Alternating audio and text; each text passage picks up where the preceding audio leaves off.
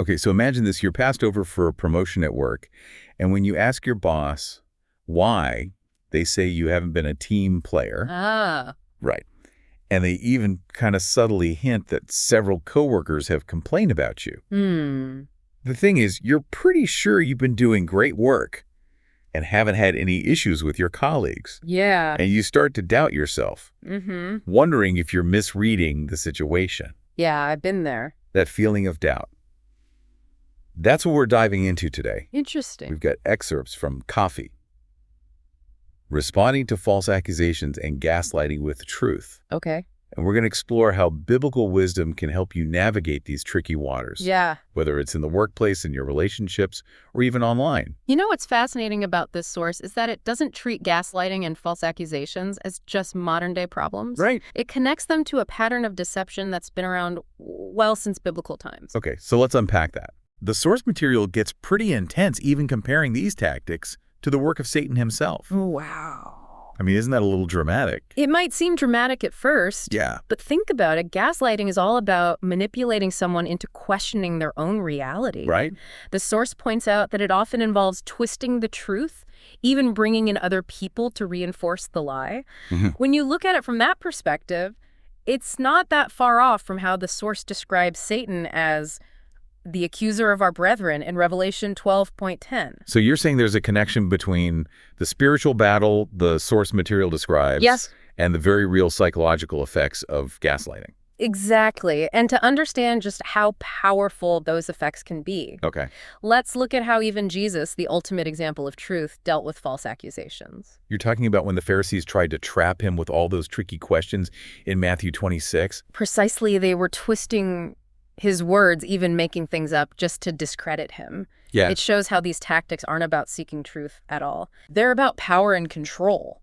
And the source material really drives that point home Right. with Proverbs 18.33. Right. Hey. He that answereth a matter before he heareth it, it is folly and shame unto him. But honestly, haven't we all jumped to conclusions sometimes? Yeah. Even if we later found out we were wrong? Oh, for sure. How do we avoid that folly and shame in the heat of the moment Yeah. when we're feeling attacked? That's where discernment comes in. Okay. The source emphasizes that we need to look beyond the surface and seek what it calls righteous judgment. Okay. It's about taking the time to understand the situation fully, like Jesus advises in John 7:24. Okay. Judge not according to the appearance, but judge righteous judgment. So it's not just about being right. No. It's about being fair and seeking real understanding. Absolutely. And that's why it's crucial to understand that gaslighting is more than just a misunderstanding. Okay. It's a deliberate attempt to distort truth. And the source uses some powerful imagery to describe this, quoting Isaiah 5:20. Woe unto them that call evil good and good evil, that put darkness for light and light for darkness. Yeah, that's a good one. It highlights how gaslighting can completely turn your world upside down, making you question everything you thought was true. Right. But the source reminds us that even in those dark moments, we can find hope in this truth. Okay. God sees through the deception. It does. And they back that up with Psalm 101.7, Right. which says that those who work deceit won't find a place in God's house. That's a powerful reminder that even when it feels like the lies are winning, Yeah, God is still a God of truth. absolutely. But knowing that doesn't magically solve the problem, right? Yeah. What do we actually do when we're facing these kinds of attacks? The source material lays out 5 practical steps for navigating these situations, and I think that's where things get really interesting for our listener. Yeah, I think so too. So we'll dive into those steps in just a moment, but first a quick break. Yeah, knowing there's a spiritual battle going on doesn't automatically equip us to deal with the very real emotional and practical challenges of gaslighting. Right. That's why the source material dives into these 5 actionable steps. Okay. And I think they can offer some real guidance for our listener today. Okay, so let's break those down. Sure. The first step is stand firm in truth. Right. The source actually uses the example of Jesus remaining silent in the face of false accusations. But I'm a little stuck on how that applies in real life. Okay. It's not always easy to just stay quiet when someone's trying to smear your reputation. You hit on a really important point. Yeah. Standing firm doesn't always mean literal silence. Right. It's more about refusing to play the gaslighter's game. Okay. It's about holding on to your integrity and not letting their distortions shake your core sense of self. So it's more about choosing your battles, Sometimes the most powerful response is disengaging, Exactly. refusing to give them more fuel for the fire. And you know what's interesting? What? In psychology, there's a technique called gray rocking that aligns perfectly with this biblical wisdom. It's about responding to a manipulator with neutral, unemotional responses, almost like you're a gray rock. Okay. Boring, uninteresting, impossible to get a rise out of. So you're saying that even modern psychology is recognizing the power of not giving in to those manipulative tactics. Yes. That even when it feels like we're being pressured to react, sometimes the strongest move is to hold steady and refuse to engage. Precisely. And that leads us perfectly into the next step. Okay. Seek righteous judgment. Okay. Now, this isn't about revenge or getting even. Right. It's about trusting that there's a higher authority, a greater sense of justice at play. Uh-huh. Remember Proverbs 19.5, which the source highlights? Yeah. A false witness shall not be unpunished, and he that speaketh lies shall not escape. I get that it's not about us taking revenge, Right.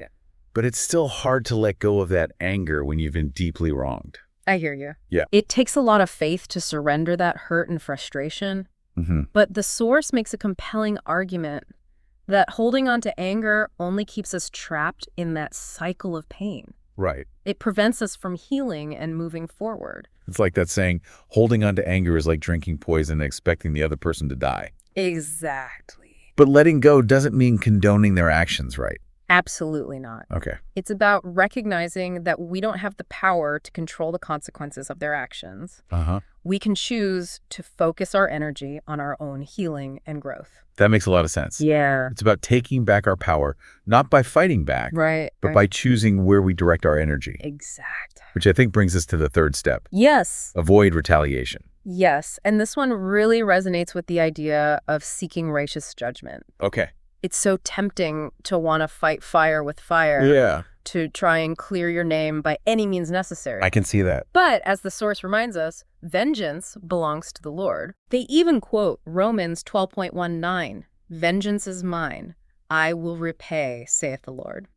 It's a powerful reminder that we don't have to stoop to their level. Right. We can choose a higher path. And you know, this step also connects back to the psychological impact of gaslighting. Okay.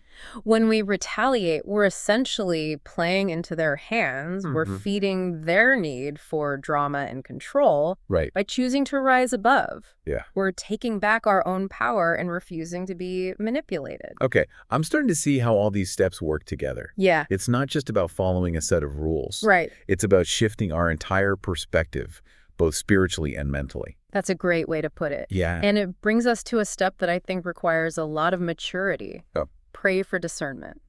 This one intrigues me because it suggests that not all accusers are acting out of pure malice. That's right. So you're saying some people might be caught up in the situation without even realizing they're being used. Exactly. Like in that scenario we described earlier, maybe some coworkers genuinely misconstrued something our listener did. Or maybe they're being influenced by someone else with an agenda. You're exactly right. It's about recognizing that things aren't always black and white. Right. The source encourages us to pray for the wisdom to see the situation clearly, Okay. to understand the motivations behind the accusations. So it's about having compassion even for those who are hurting us. It is. It doesn't mean excusing their behavior. Yeah. But it does allow for a more nuanced understanding of the situation. Exactly. And sometimes that compassion can even be a catalyst for healing and reconciliation. Right. You never know how your willingness to see their perspective might impact the situation and even their own heart. Okay. I can see how that ties back to that idea of righteous judgment. Yeah. So what's the final step in this process? The last step is trust in God's justice. Okay. And I think this is where the rubber really meets the road, especially when it feels like the lies are winning. The source reminds us that even Jesus, who was falsely accused and condemned, was ultimately vindicated. Yes, he was. But it's hard to hold on to that hope when you're in the middle of the storm. It absolutely is. But the source emphasizes that our job isn't to fix everything ourselves. Right. It's about surrendering our need for immediate resolution and trusting that God sees the bigger picture.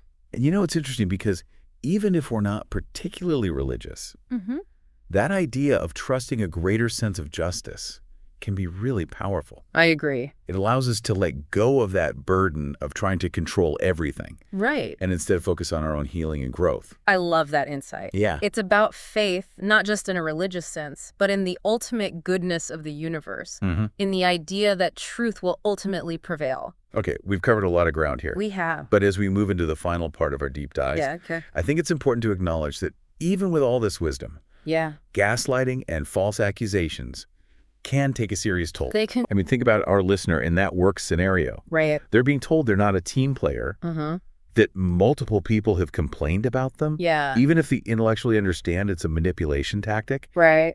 that kind of thing can really mess with your head. It's like that seed of doubt gets planted. And even if you try to weed it out, it can still affect how you see yourself, how you interact with others. Absolutely. You start second-guessing every decision, Yeah. overanalyzing every conversation. Right. It's exhausting. It absolutely is. And the source material doesn't shy away from the spiritual dimension of these attacks, but it also recognizes the very real psychological impact. Right. Remember, gaslighting is designed to undermine your confidence, to make you question your own judgment. And the source emphasizes that this is where having a strong support system is absolutely crucial. It is. People who know and love you, Yes. who can remind you of your worth when those doubts start creeping in. It's about surrounding yourself with people who can offer a reality check, who can affirm your experiences and help you see the situation more clearly. Yeah.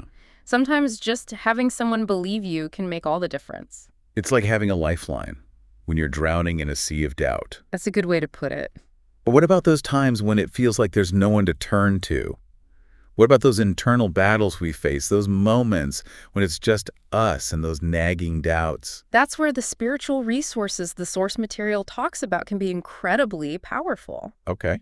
Remember how it connects gaslighting to the work of Satan, the accuser of our brethren? It's not about getting all spooky and paranoid, Yeah. but it does suggest that there's a spiritual dimension to this battle. Okay. I'm intrigued, but I'll admit sometimes when people start talking about spiritual warfare, it feels a little over the top.